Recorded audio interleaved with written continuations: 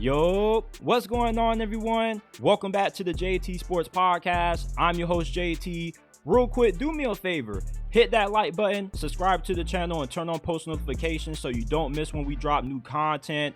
Check us out on Apple and Spotify. If you're listening on podcasting platforms, give us a 5-star review if you enjoy. I got some late night thoughts I want to share with you guys before I knock out.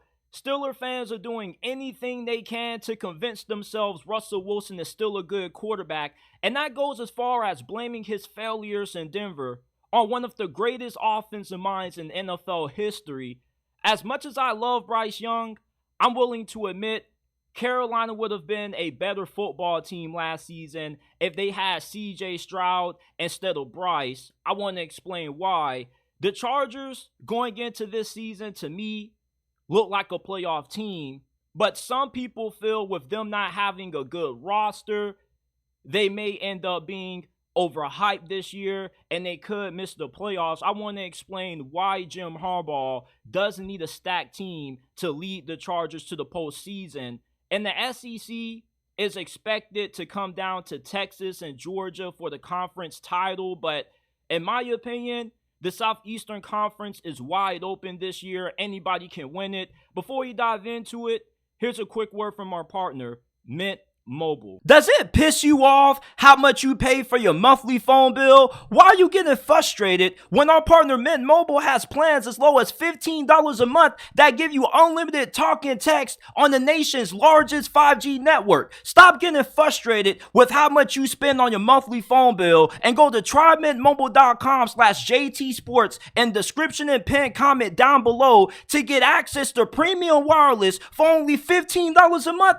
That's only $15 a month. Switching to Mint is easy. It only takes 15 minutes to do. If you're pissed off with how much you pay for your monthly phone bill, switch to Mint Mobile today and go to trymintmobile.com/JT Sports in description and pin comment down below to get premium wireless for only $15 a month. Stop getting upset with how much you spend on your monthly phone bill and switch to Mint Mobile today. Pittsburgh Steelers fans are doing anything they can to justify why Russell Wilson is still a good quarterback in the NFL, and that goes as far as blaming one of the greatest offensive minds in the history of the league and Sean Payton for why Russell Wilson failed in Denver. And what's funny to me is how when Russ first got traded from Seattle to the Denver Broncos, you know what the narrative was from the national media? Russell Wilson is the missing piece to the Broncos being a Super Bowl team. All they needed was a good quarterback, and they finally got that in Russ. Remember, his first offseason in Denver, the hype was surreal. People were saying how the Denver Broncos were a Super Bowl contender. And all of a sudden, the narrative a few years later is he didn't have a good play caller. He had a bad team around him. When you get paid elite quarterback money, you are expected to elevate that team, especially when you have a roster that at that point most people believe was good enough to be a Super Bowl quality team. But yet, Nathaniel Hackett proved to be an incompetent head coach. He didn't even last the season, and Russell Wilson had the worst year of his NFL career.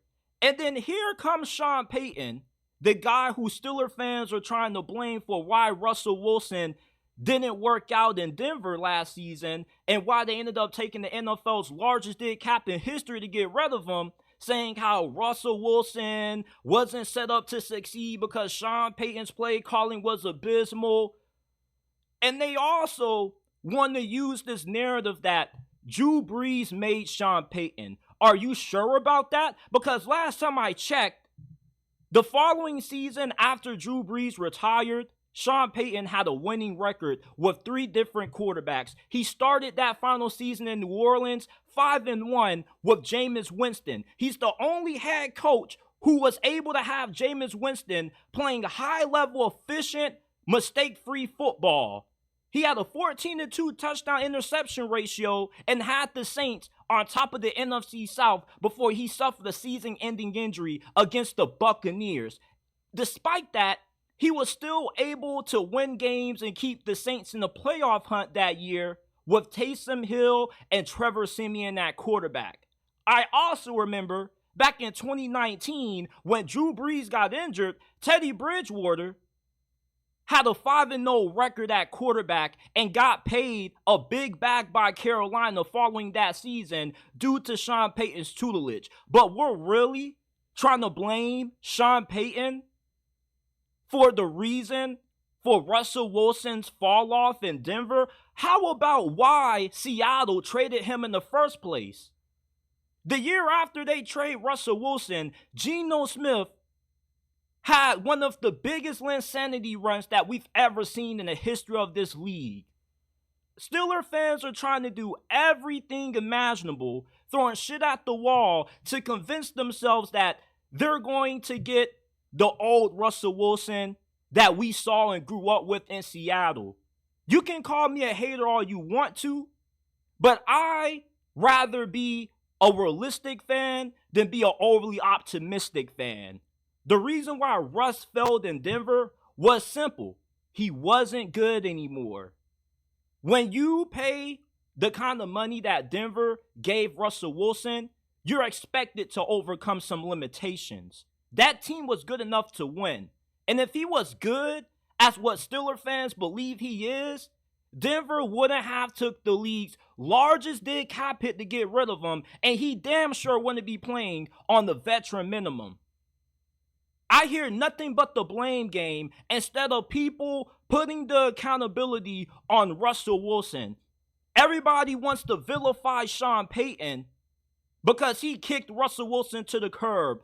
Was it morally right what he did to Russ, benching him so they didn't have to pay the extra guarantees that would due to him in case he got injured? Yes, it was wrong, but this is a business. And what do they always say about business? Never get your feelings involved. So no matter if you like it or not, what the Broncos did was business savvy. And it was cutthroat. That's just how the NFL is. And people feel a certain way about Sean Payton because of that. And since Russell Wilson is such a well-liked guy in the eyes of many fans and people in the media, despite many teammates not really having a lot of good things to say who have played around Russell Wilson, even Marshawn Lynch on the podcast that he did said that Russell Wilson was a little bit off. When Sean Payton arrived in Denver, he walked into Russell Wilson having his own office and his own locker room or his own locker separate from the team. You know what Sean Payton told him to do?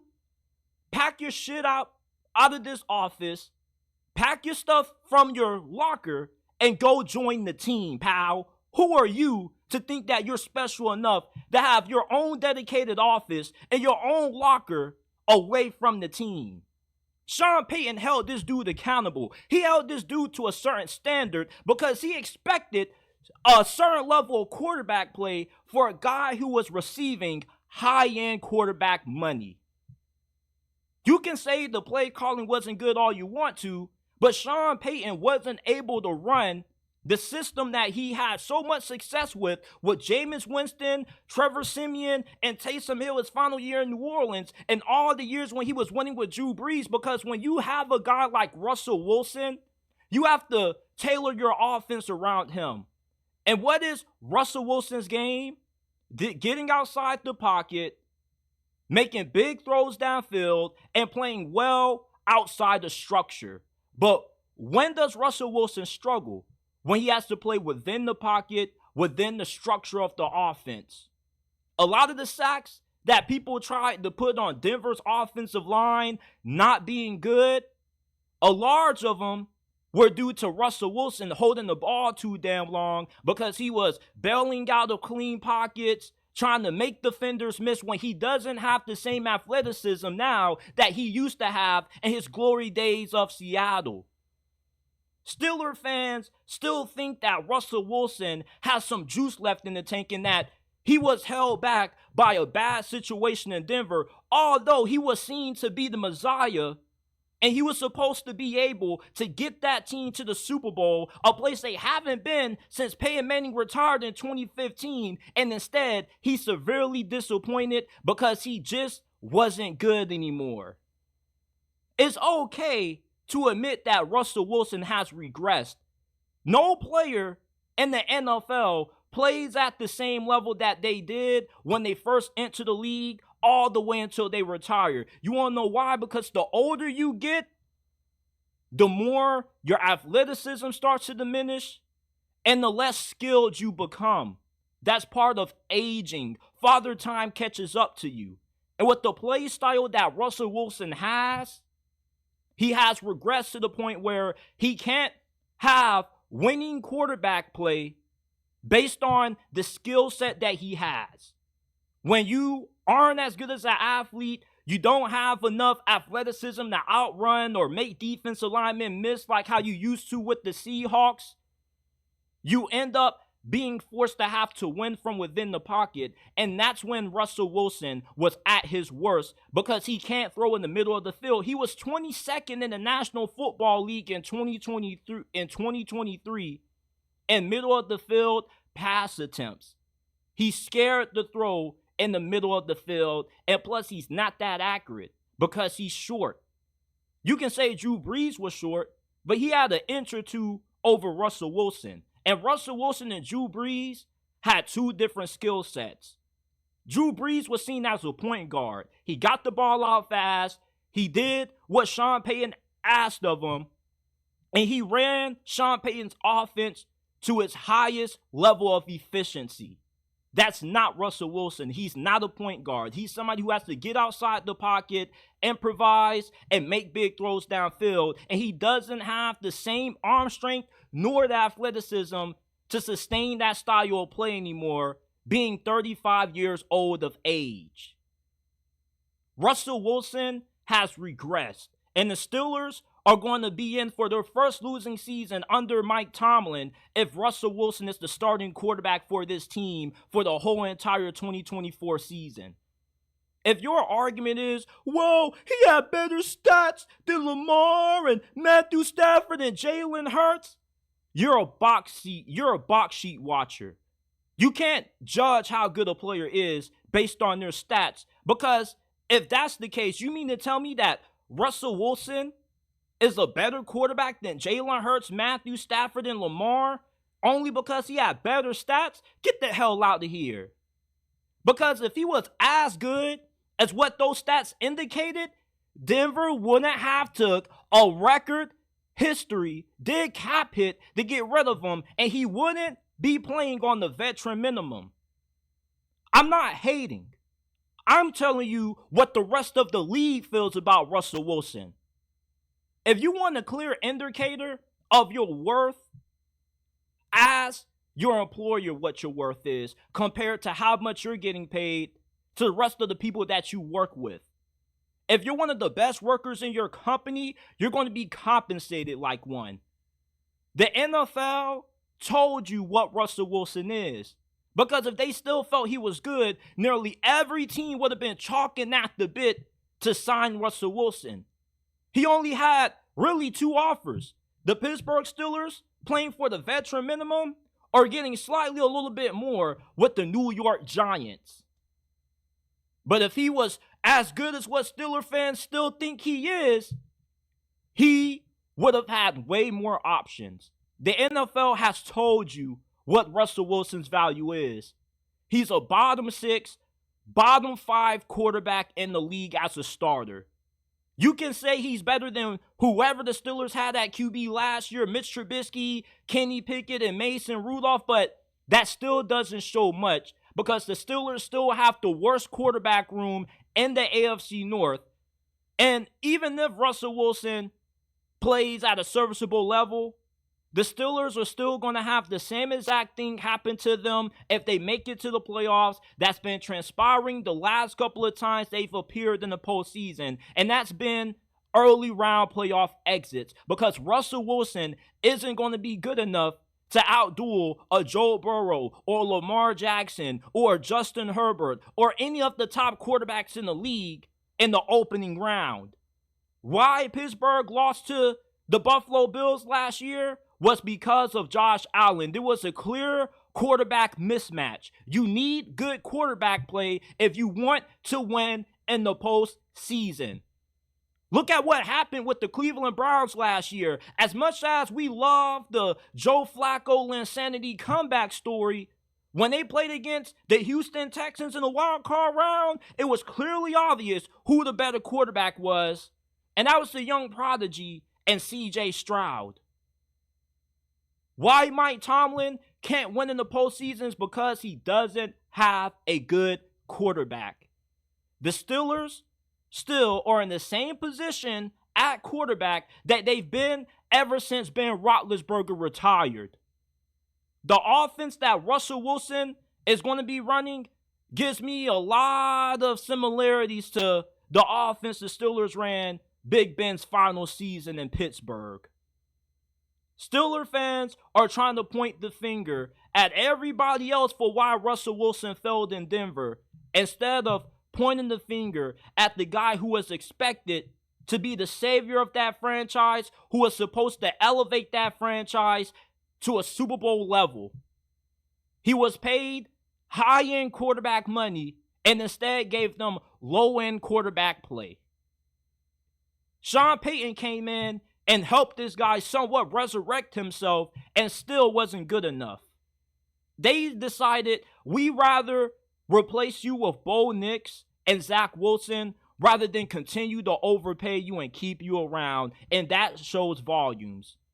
But instead of accepting that Russell Wilson isn't good anymore, Steeler fans want to call you a hater because you don't want to buy in to the narrative that Russell Wilson still has juice left in the tank. They want to sell you on the fact that he's better than what we've had the last couple of years, which doesn't show much because where has that guy in Pittsburgh? Sent home to Cancun as soon as they get to the postseason. As much as I love Bryce Young, I'm willing to admit the Carolina Panthers made a huge mistake drafting him number 1 overall over CJ Stroud. And if Carolina had CJ Stroud at quarterback last season, they would have been a much better football team than what they were with Bryce under center. And before you start yelling at me saying, JT, your roster was so terrible, nobody would have won with that situation. Do you remember around this time last offseason, people were expecting Houston to be one of the worst teams in the National Football League. Go look at the way too early 2023 mock drafts. Houston was expected to be picking in the top 3, top 5. And even when the season started, despite them being able to overachieve and exceed expectations because CJ Stroud was way better than what anybody thought he would be, they didn't have a good offensive line. They were down multiple starters on the offensive line. And their wide receiving core, it was better than Carolina because you had guys such as Tank Dell, Nico Collins, who are way better than what Carolina had. But having CJ Stroud be as good as what he was and already elevating to a top 5 quarterback level, Houston was able to be a playoff team because of that. Now, I'm not saying that Carolina would have been a playoff team with CJ Stroud, but CJ Stroud obviously is a way more gifted quarterback than what Bryce Young is. Bryce Young, for him to be a good quarterback, he's going to need a lot of weapons around him and a really good coaching staff. He's not good enough to elevate a team that has limitations like CJ Stroud was. Joe Burrow, his second season in the NFL, coming off a season-ending injury his rookie season, led Cincinnati to the Super Bowl with a talented group of wide receivers. But what was the big limitation they had that year? They had the worst offensive line in the league. He's the only quarterback in the history of the league to win a playoff game despite being sacked 10 times. That's what you expect out of a franchise quarterback. They can still win and keep you in the playoff or Super Bowl conversation despite not having the necessary pieces around them that a guy like Tua, Dak Prescott, Kirk Cousins needs to win. Elite quarterbacks can win with less. Look at Patrick Mahomes. A lot of us thought that Kansas City wasn't going to make it to the Super Bowl last year because they look like one of the worst Chiefs teams that we've ever seen under the Patrick Mahomes, Andy Reid regime. But once the playoffs got here, Mahomes was still winning with these randoms at wide receiver. His best 2 targets were Travis Kelce, who looked watched for the entire regular season, and Rashee Rice, who was a rookie. The offensive line wasn't that good, and they had some injuries that they had to overcome as well, but they won because of how good Patrick Mahomes is and his ability to elevate that team. Bryce was in a terrible situation, but when you think of Bryce Young's talent and his skill set, he doesn't have a strong arm.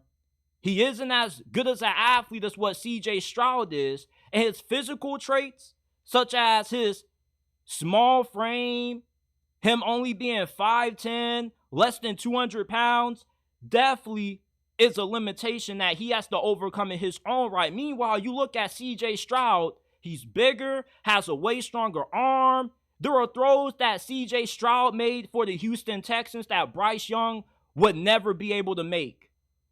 There were certain throws that Bryce Young, if you would have replaced him with CJ Stroud, would have been completions despite how bad Carolina's wide receiving core was. CJ Stroud would have been a better fit for Carolina last year considering their situation than what Bryce Young was, because he already became an elite quarterback within the first half of last year. And elite quarterbacks make the guys around them better. Was the play calling bad? Yes, it was, but good quarterbacks can elevate bad play calling. When you're drafted number 1 overall, the expectation is that you have to overcome dysfunction. You're not going into a tailor-made situation. And I'm not saying that CJ Stroud would have been as good with Carolina as he was with the Houston Texans, but what I am telling you is that they would have been much better with CJ instead of Bryce. Regardless how bad that situation was, CJ Stroud can just do things that Bryce Young can't. And I know it hurts to hear that if you're a Bryce Young stan like me. I'm a Bryce-sexual, as Carolina Panthers fans call me, and I wear it with pride and honor because I still believe that Bryce can be a successful NFL quarterback. But it's pretty apparent there is a massive skill gap between him and CJ Stroud, and I don't see it closing at all. I thought that coming out of the draft in 2023, Bryce and CJ Stroud were 1A and 1B, and the Panthers couldn't go wrong with either one with the first pick. But they definitely did. Maybe if you had CJ Stroud, Frank Reich still would have had a job because he was the guy who he wanted at quarterback. Instead, David Tepper, being the bad owner that he is, said, hell no, we're taking Bryce Young. And Frank Reich ended up having a quarterback that he didn't really want, probably didn't see him as a good scheme fit, and it led to his downfall and him getting fired in Carolina. I'm not telling you, once again, that Carolina would have been a playoff team last year, but they definitely would have won at least 3 or 4 more games with CJ Stroud as their starter at quarterback than what they did with Bryce Young. Bryce Young is talented when it comes to getting the ball out fast, being able to work through his progressions, throw with good anticipation. At least that's what I saw on film when he was coming out of Alabama. But a lot of his limitations, the sloppy footwork, his lack of size, not really having a great arm, definitely was a detriment to why he had one of the worst rookie seasons in NFL history. CJ Stroud, he wouldn't have been that bad. The reason why I have a lot of confidence saying that is because there are throws that Bryce Young tried to make that CJ Stroud was able to make routinely with the Houston Texans. You can't teach physical traits. That's what CJ Stroud had. And CJ Stroud, right out the gate, showed us that he was a high-level elite quarterback. Elite quarterbacks are able to overcome dysfunction. That's why they're called franchise quarterbacks. Look what Joe Burrow did with Cincinnati. They were known for being cheap, not being able to win in the postseason, and in the span of 2 years, despite having a bad offensive line, he was still able to win. CJ Stroud, not only did he have a bad offensive line, Houston was one-dimensional on offense. They couldn't run the football. You know who their leading rusher was last year? It was Devin Singletary, who at best has been a RB2 in the league. He's now with the New York Giants. That's why they replaced him with Joe Mixon. The offensive line still is a question mark this year. But Frank Wright was an offensive-minded coach. DeMeco Ryans was a defensive-minded coach. He hired the right guys on his staff, and it definitely was a huge benefit to CJ Stroud. And when you think of it, at the time, most of us thought that Bryce Young was in a better situation than what CJ Stroud was. When it turns out, Houston was a better situation than what Bryce Young was in. But it still doesn't take away from the point that CJ Stroud, with the throws that he was able to make, the fact that he already has ascended to a top 5, top 7 quarterback in the league, shows you that he has certain traits that translates to him being able to elevate the supporting cast around him, and Bryce Young doesn't have that. To me, Bryce Young is probably going to end up being a Tua Tagovailoa, which isn't bad. Having a Tua is way better than the last couple of quarterbacks that you've had down there, and you can definitely still win with Bryce. And I believe that Bryce is going to have success with Dave Canales, but I'm willing to admit that CJ Stroud would have been the better pick, and he would have had more success considering the situation that Carolina had than what Bryce had, because he's the kind of quarterback that should go number 1. What you look for in the first overall pick is somebody who can overcome limitations with a team and overcome dysfunction. And that's what CJ Stroud is. And not just from an on-the-field standpoint, but when you listen to CJ Stroud talk, he's just wired different. He's cut from a different cloth. You know, they tried to downplay him and say that he wasn't smart because he had a low Wonderlic score.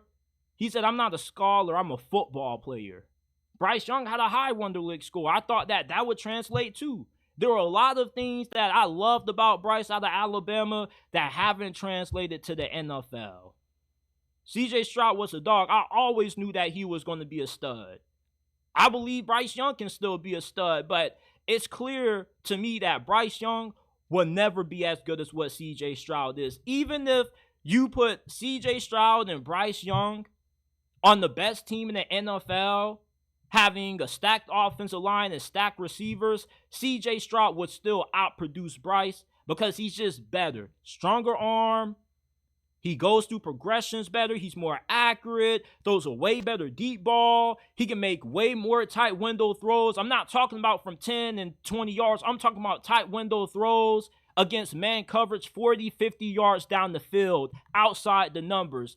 A lot of those 40, 50-yard throws down the field in tight windows, Bryce was unable to complete, but CJ Stroud was. Even if you were to reverse and you put Bryce Young on the Houston Texans, they wouldn't have been as good as what they were with CJ Stroud. It's an assumption, but I believe that Carolina, if they were to take that pick back, they definitely would have took CJ Stroud instead of Bryce, because Bryce will never be as good or as talented as what CJ Stroud is. I believe the Chargers are going to be a playoff team this year, but there are some people out there who don't share that same sentiment and think that the LA Chargers are severely overrated entering this season because they don't have a playoff caliber roster. And that is true. This team has a lot of holes. They have an unproven group of wide receivers. Your running back core doesn't really look that good. And your defense has a lot of holes also.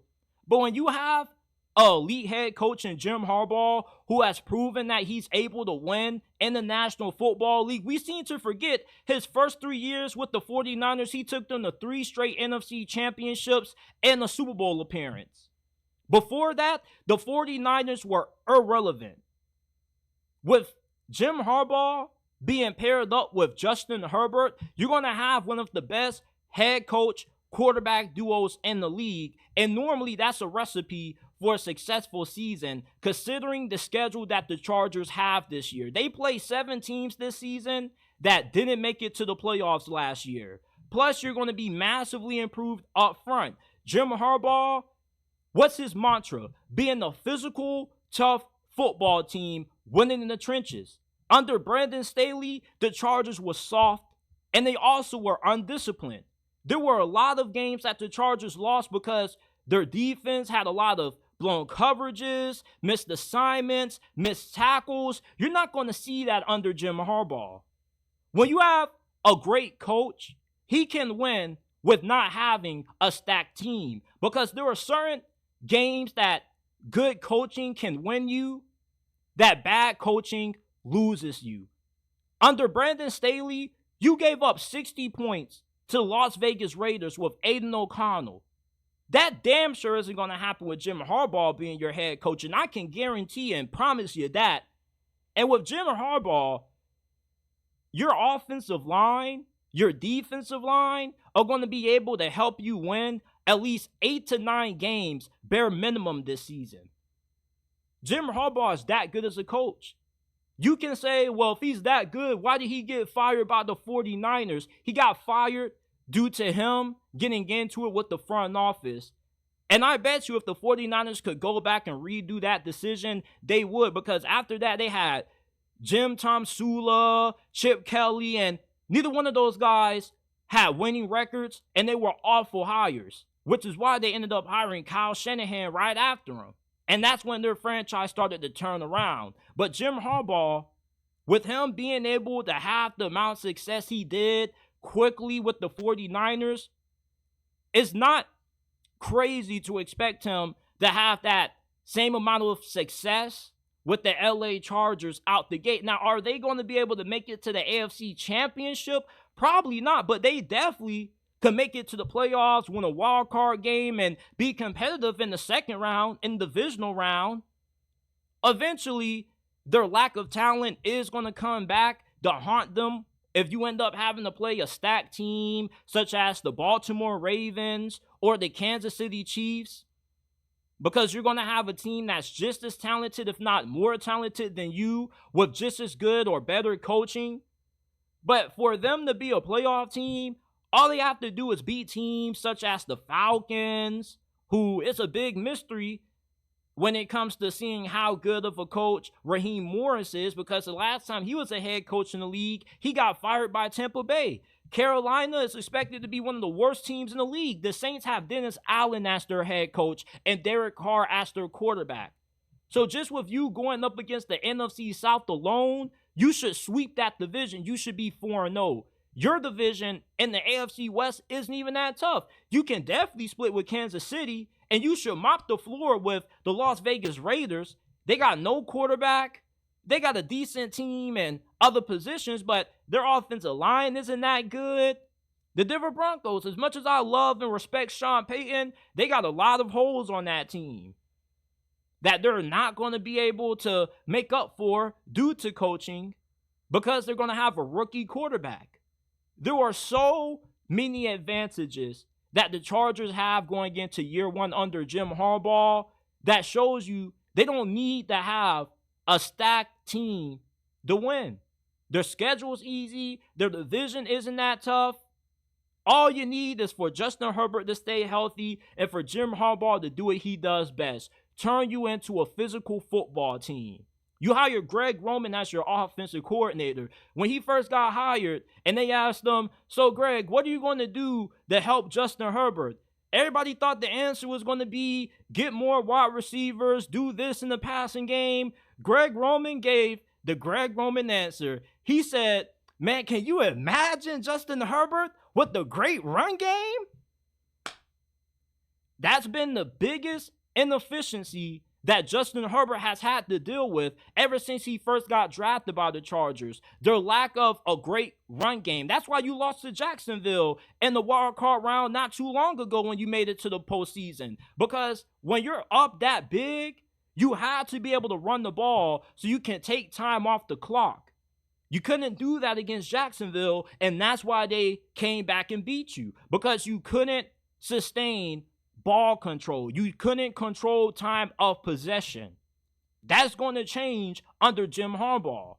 You got J.K. Dobbins and Gus Edwards, who both have played in Greg Roman's system when he had a lot of success in Baltimore. The reason he got fired wasn't because he was a bad head coach. It just was he reached a certain point where Lamar Jackson needed somebody who could get more out of the passing game.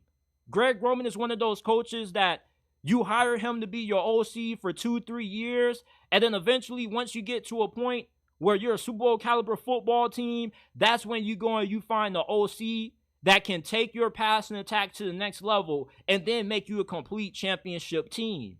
The Chargers are not a Super Bowl team right now, and they don't need to be, because with everything they had to do to get within the salary cap, it was not going to be possible for them to have a Super Bowl contender year one under Jim Harbaugh. He definitely is not walking into the same situation that he did in San Francisco. San Francisco had a stacked team. It just had a lot of talent that was underutilized and put in the wrong situations because the coaching was so damn bad.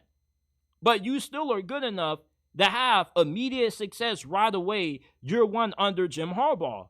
This dude is a fantastic coach. He has won everywhere he's been, from Stanford to San Francisco, Michigan. He just won a national championship. They have won the Big Ten Conference for 3 straight years. They've smoked Ohio State. He's a winning football coach. I'm not about to question somebody that has a resume of winning. He has yet to fail anywhere he's been. The Harbaugh brothers in general are fantastic coaches. Jim Harbaugh is going to work, and this is going to be a playoff team. Their schedule is not good. They got to play Arizona this year. They don't got a good defense, and their offense isn't good. All they have is Marvin Harrison Jr., James Conner, and Kyler Murray. That's about it. I'm willing to bet money that the Chargers end up being a playoff team this year. Whatever their over-under win total is, give me the over. And I was looking at their schedule earlier before I recorded this, and I had them winning at least 11 games this season. Could they end up winning less than that? Yeah, but I think the minimum is 8-9 wins. I still believe that a 9-win season can get you a 7th or 6th seed in the AFC this year, only because of how good of a quarterback Justin Herbert is.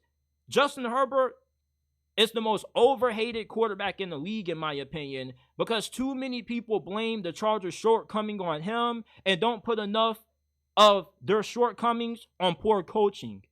Justin Herbert has been as good as what he's been, having to overcome 3 coaching staff changes. Do you not know that most young quarterbacks that have to deal with 3 new coaching staffs most of the times end up being bust? Look at Marcus Mariota, Jameis Winston. When you have a young QB early into his career that has to overcome the amount of coaching turnover that Herbert has had to overcome, they normally end up not panning out. That shows you just how talented this dude truly is. I see the Chargers being a playoff lock this year. And for the people that say they're overhyped, I'll tell you, go check Jim Harbaugh's rap sheet. He's a proven winner. You don't need a stacked team to win. Look at the Cleveland Browns. They went to the playoffs last year with Joe Flacco and a banked-up offensive line. They were down 4-3 starters on that O-line, and they still made it to the postseason. Just because you have a talented team doesn't always mean you're going to win. You know how many times the Dallas Cowboys missed the playoffs in the past, having stacked teams under Jason Garrett? Just because you have a stat team doesn't mean that that's always going to translate to wins. Look at the coach that the Chargers just had, Brandon Staley. The Chargers have been viewed as a Super Bowl contender for the last 2-3 years, and they've never lived up to expectations because of poor coaching. Brandon Staley is the perfect example of why having a talented team doesn't mean squat if you don't have good coaching. Good coaching and good quarterback play can overcome a roster that isn't that good. Texas and Georgia are the 2 favorites to win the SEC this year, but in my opinion, there are no clear favorites to win this conference. The SEC is as wide open going into this season as it's ever been. Georgia has 3 tough road games against Texas, Ole Miss, and Alabama. It's definitely fair to see them losing at least 2 of those games. When you look at Ole Miss, They got a really good roster. You play Georgia at home, and you got one of the more favorable schedules in this conference. The best team isn't always going to win the conference title because it's also going to come down to your schedule. And we've seen teams as good as Georgia lose tough games on the road to teams like Texas and Ole Miss and Alabama in the past. Hell, look at Alabama 2 years ago when they had that 2-loss season. They lost to LSU and Tennessee. They lost those games on the road. You can be a better team, but if you're playing somebody on the road, that definitely is an advantage for the inferior opponent. Texas, even they have a couple of tough games. This is going to be a year that anybody can win the SEC. You don't need to have a stacked roster to do so when everybody in the SEC is just about on the same talent scale. Now, are you as good as what Georgia and Texas are? No, but you're not too far off. Texas A&M still has a top 10 roster. So does Alabama. And you can say the same thing with Ole Miss based on how well they've used the transfer portal combined with recruiting. Hell, even LSU, Tennessee, Oklahoma, they have a shot to win the SEC this year. Oklahoma has recruited at a really high level. We know how good of a head coach Brian Kelly is. Although they did kind of disappoint last year, they still had a very successful season. If I had to bet on who is going to win this conference, I wouldn't place any. Because it's just so hard to predict how the SEC is going to go this year. You have so many talented teams with so many good coaches that there's not a clear favorite. And I see it being this way for the foreseeable future. Every once in a while, we may have a team that's just so good that we know they're just going to run the table on this conference. But Texas and Georgia are juggernauts. Same thing with Alabama. I'm willing to bet that Texas and Georgia don't end up winning the SEC this year. One of them may make it to the conference championship game, but that doesn't mean they're going to win it. I definitely could see Alabama winning it year one under Kalen DeBoer. Kalen DeBoer is the second best head coach in college football to me. There's not a single head coach in the country that's won more with less than Kalen DeBoer. He's 10-1 against top 25 teams. He mopped the floor with Dan Lanning, who's one of the best ascending young coaches in the sport. And he took Washington to the national championship in the span of 2 years and had more success during that span than what guys such as Chris Peterson had, spending way more time with Washington. Hell, when Jimmy Lake took over, he damn near ran that program to the ground, and Kalen DeBoer came and saved it. Mike Elko, he was doing more with less at Duke. And they got a really good quarterback in Connor Wigman. They should have one of the better defenses in the SEC this year. What about Tennessee? They got arguably the best defensive line in college football. You return 3 out of 5 starters on the offensive line. You got a really deep wide receiving core where you had a lot of injuries at that position last year. You got those guys coming back fully healthy. Plus, you added more depth. You got Nico Imaviava taking over at quarterback, who is a highly talented recruit coming out of high school. He should be an upgrade from what you had when it came to Joe Milton last year. The SEC is wide open, and I don't think this is a conference that you can just say comes down to Texas and Georgia. It's the Wild Wild West this year in the Southeastern Conference. I'm not going to be betting on any futures bet when it comes to who's going to win this thing, at least not putting it on one team. If I have to bet on who is going to win the SEC, I would put it on Georgia, Alabama, Ole Miss, Tennessee, or Oklahoma. There's like 5 or 7 teams this year that could win the SEC. You don't have to be as talented as Texas and Georgia to do so. As long as you have a top 10 roster from a talent standpoint, good quarterback play, and a favorable schedule, you can make it into the SEC championship. Let's say Ole Miss only has 1 loss to Georgia, but Georgia has 2 losses because they lost to Alabama, and let's say, they beat Ole Miss, but they also dropped another game to Let's say Texas on the road. It's hard to win on the road in Texas. You saw Nick Saban, Alabama, with Bryce Young. They nearly lost to Texas on the road in Austin. That's a tough environment to play.